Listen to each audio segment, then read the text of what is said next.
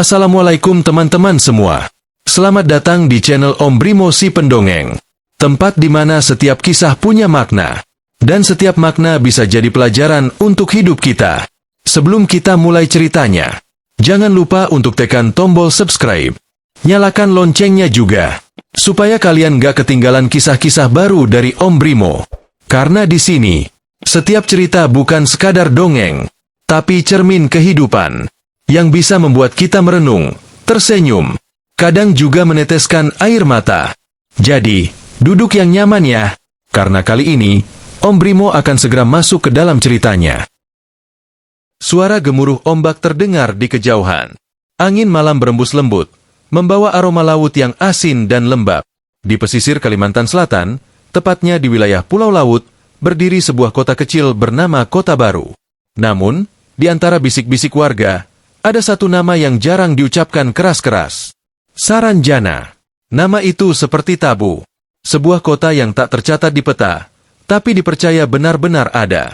Kota modern, terang, megah, namun tak kasat mata bagi manusia biasa. Malam itu, seorang jurnalis muda bernama Raka datang ke Kota Baru. Ia sedang menyiapkan liputan khusus tentang legenda-legenda misterius di Kalimantan. Salah satu yang paling menarik perhatiannya adalah kisah tentang kota Saranjana, kota gaib yang disebut lebih maju dari kota manapun di Indonesia. Raka menyewa kamar di penginapan sederhana dekat pelabuhan. Dari jendela, ia bisa melihat laut yang luas, tenang, tapi terasa menyimpan rahasia besar. Keesokan harinya, Raka menemui seorang nelayan tua bernama Pak Dulmanan, orang yang dikenal banyak tahu tentang hal-hal mistis di daerah itu. Raka, Pak, apakah benar di sini ada kota bernama Saranjana? Pak Dulmanan tersenyum samar. Nak, kalau soal Saranjana, itu bukan kota sembarangan. Banyak yang dengar, tapi tak semua bisa melihat. Raka, maksud Bapak, kota itu benar-benar ada? Pak Dulmanan, ada, tapi tidak di dunia kita. Kadang ia tampak seperti bayangan cahaya di laut, kadang muncul di puncak bukit, tapi hanya orang tertentu yang bisa melihatnya. Raka terdiam. Ia menatap laut, merasakan hawa dingin yang tiba-tiba menyelinap ke tubuhnya. Sore harinya, Raka memutuskan untuk berkeliling daerah itu. Ia membawa kamera dan recorder, berharap bisa merekam sesuatu yang luar biasa. Warga setempat menyarankannya agar jangan terlalu malam keluar, karena katanya, Saranjana tak suka diganggu. Namun rasa penasaran Raka lebih besar daripada rasa takutnya. Menjelang malam, Raka menyusuri jalan setapak menuju pesisir pantai. Langit mulai gelap, hanya cahaya bulan yang menerangi langkahnya. Angin laut bertiup kencang, dan entah kenapa, suasana terasa semakin sunyi. Tiba-tiba, dari kejauhan, ia melihat cahaya terang berpendar di balik kabut. Bukan cahaya kapal, bukan pula lampu desa. Cahaya itu terlalu teratur, seperti dari gedung tinggi. Raka terpana. Ia mengambil kameranya dan menzoom ke arah cahaya itu. Tampak samar-samar, gedung-gedung menjulang, jalan lebar, dan kendaraan berlampu terang melintas cepat. Suara samar seperti deru mesin dan kehidupan kota terdengar pelan. Raka, apa? Itu Saranjana. Namun sekejap kemudian, cahaya itu padam. Gelap kembali menyelimuti laut. Yang tersisa hanya suara ombak dan desiran angin malam. Raka pulang ke penginapan dengan dada berdebar. Ia memutar hasil rekaman kameranya, tapi yang terlihat hanya kabut putih dan gelombang laut. Tak ada gedung, tak ada cahaya. Namun di ujung rekaman, terdengar samar suara perempuan.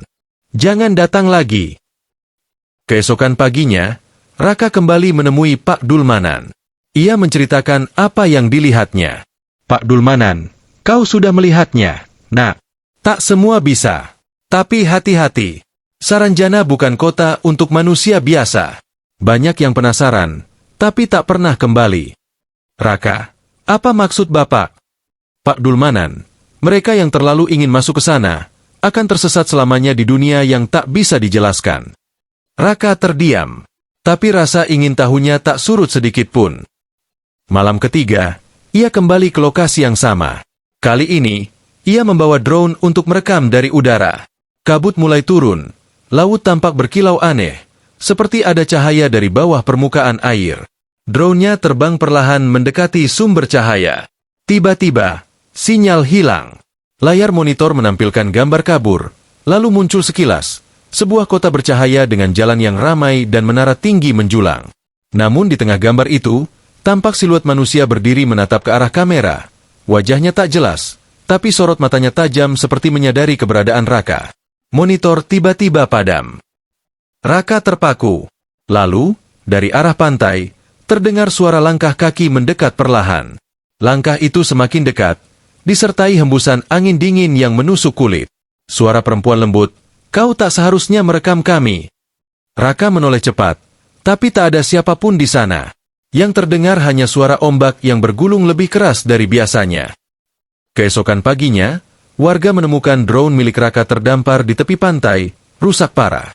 Namun Raka hilang tanpa jejak.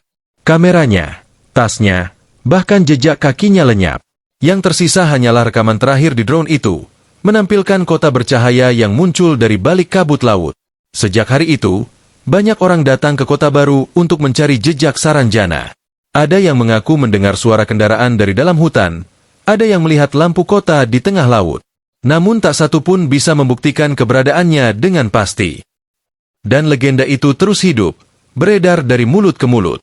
Kota Saranjana, kota yang tak tercatat di peta, tapi ada dalam dimensi yang berbeda. Kota modern dengan teknologi canggih, tapi tersembunyi dari dunia manusia.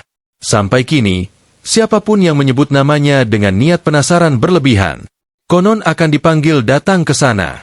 Mungkin, Raka sekarang sudah menjadi salah satu penduduknya. Sampai hari ini, Saranjana tetap menjadi misteri besar di Kalimantan Selatan. Kota yang disebut-sebut ada tapi tak terlihat, nyata tapi tak tersentuh. Apakah Saranjana benar-benar kota gaib? Ataukah hanya bayangan masa lalu yang muncul di antara dunia manusia dan alam lain? Tak ada yang tahu pasti. Yang jelas, bagi mereka yang pernah merasakan kehadirannya, kota itu bukan sekadar legenda. Terima kasih sudah menonton sampai akhir. Jika kalian suka dengan cerita seperti ini, jangan lupa tinggalkan like dan komen kalian. Jangan lupa juga untuk subscribe dan share, lalu nyalakan loncengnya, agar kalian tidak ketinggalan video terbaru dari Om Brimo si Pendongeng. Salam Josjis, Porem Srit Masyeh.